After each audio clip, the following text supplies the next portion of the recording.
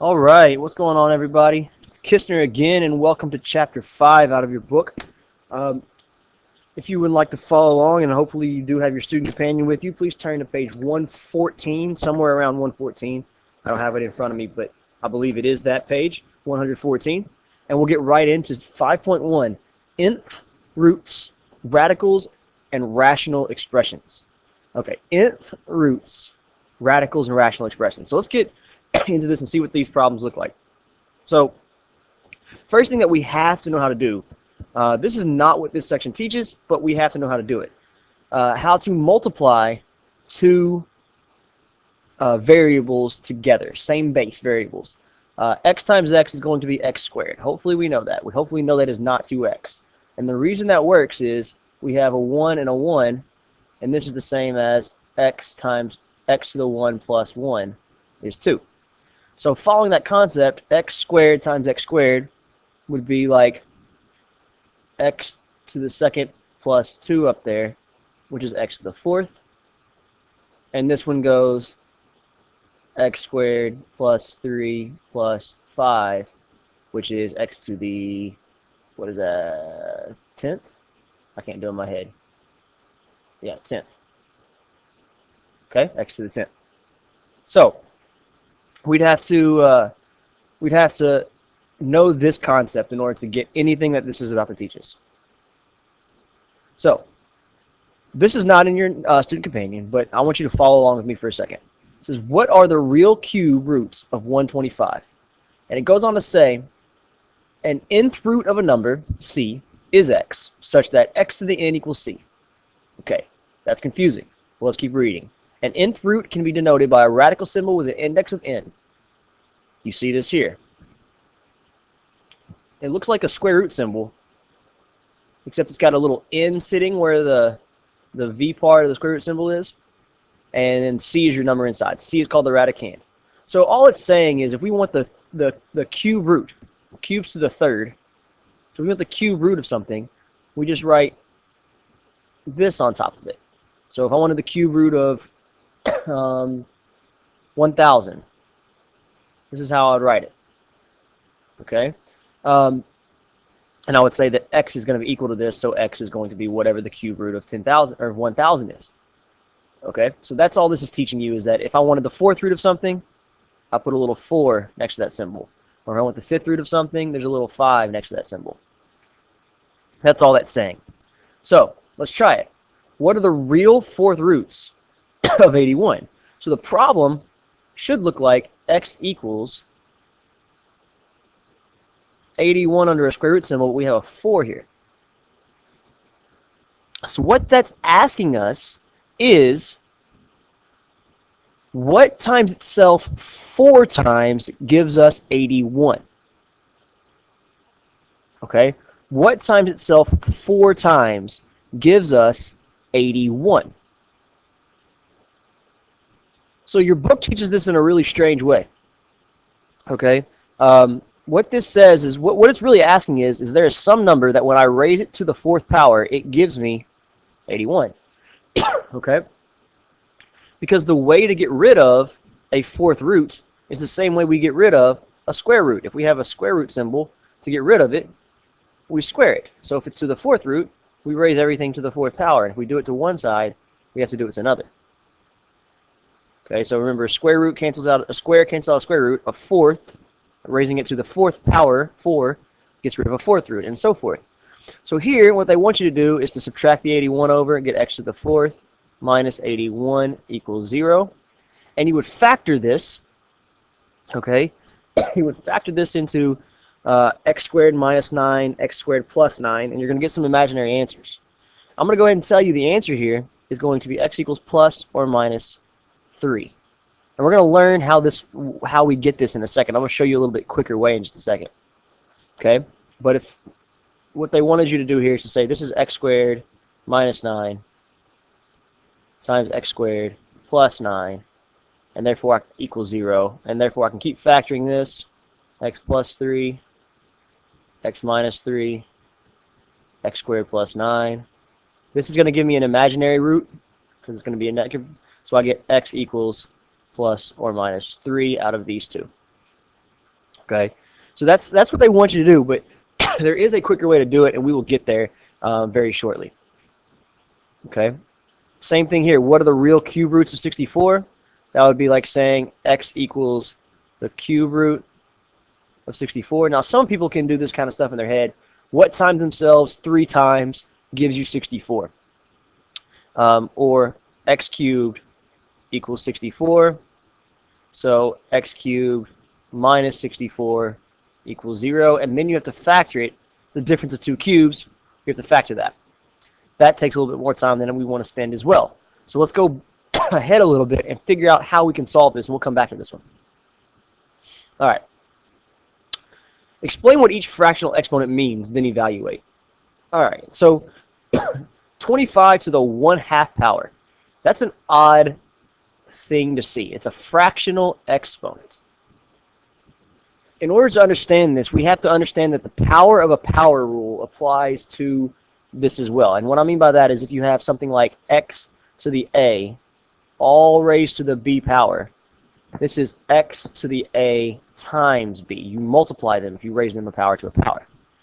Excuse me. So I want to get rid of the fractional exponent. Okay? I want to get rid of that.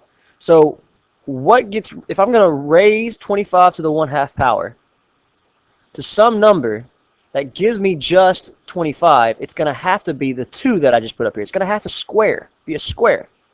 Because 1/2 times 2 is 1, so I get 25 to the 1st power. Now, all of that is to say that we squared something and got rid of the fractional exponent. So what does 1/2 mean?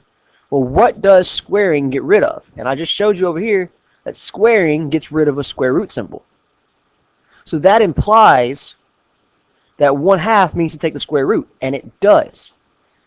25 to the 1/2 is the same as the square root of 25, which is plus or minus 5. Okay? So the concept is this, and this is what you need to write down and you need to know. If I have some number, x, to a fractional exponent, let's call it x to the a over b. The shortcut is to do this. Write down your x and put it under a radical symbol. And you kind of turn it on its side. The a becomes the exponent on your base, and the b becomes your index. So up here on this one, if you notice it, I had a 1 here, and this is the square root, so there's really a 2 sitting there.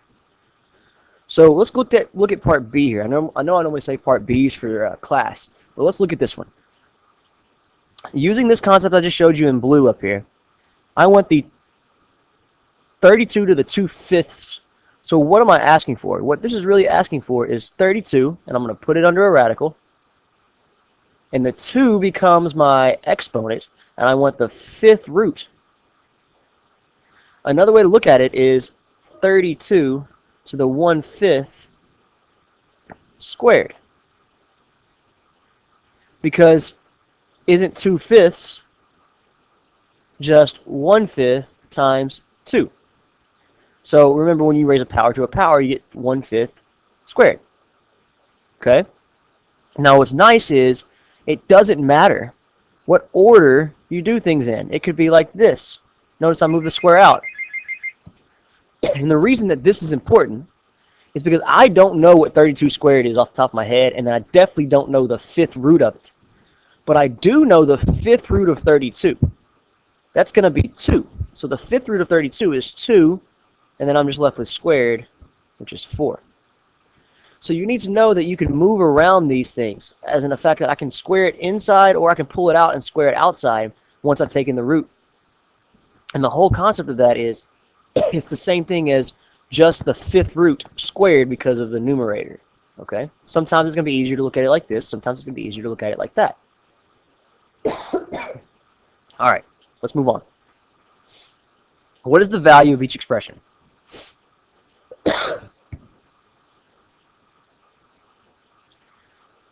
Round to the nearest, sorry about that, round to the nearest hundredth if necessary.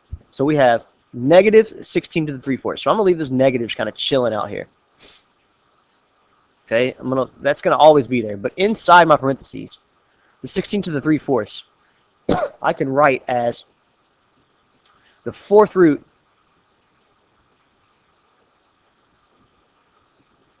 of 16 cubed, or negative the fourth root of 16, all of that cubed.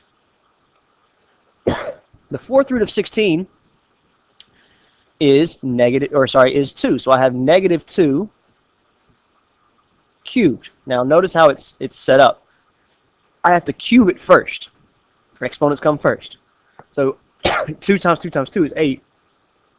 The answer here is negative 8.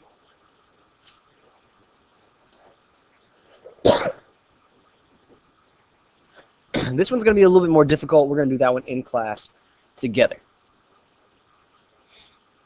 Let's simplify each expression here on part B. Now, the letters still apply. Like everything that I applied to my numbers applies to my letters. So, remember, a cube root means to the 1/3 power. That's going to be key. A cube root means to the 1/3 power. So everything in here, this is like negative 8, a cubed, b to the 9th, all to the 1/3 power. I just rewrote the cube root as a fractional exponent. And what's nice about this is everything in the parentheses is being raised to the 1/3 power. Now we have to look at this as negative 1 times 8 in order for this to be done correctly. Okay, so this is like negative 1 to the 1/3 times 8 to the 1/3 times a to the 1/3. Sorry, a cubed